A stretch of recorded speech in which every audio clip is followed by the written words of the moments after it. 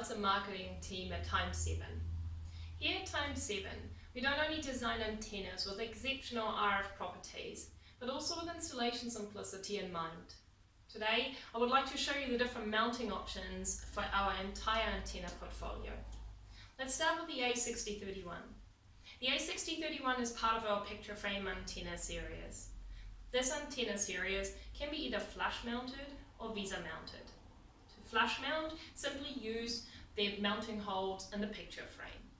To VESA mount, we provide these mounting backplates. All mounting backplates have VESA space studs and are provided with a set of screws. We have these mounting plates for all sizes in this picture frame antenna series and also for all our flat radome antennas in our portfolio. Next, we have the A5010.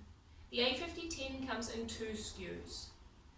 One to flush mount by using the corner mounting holes, and the other one to VESA mount.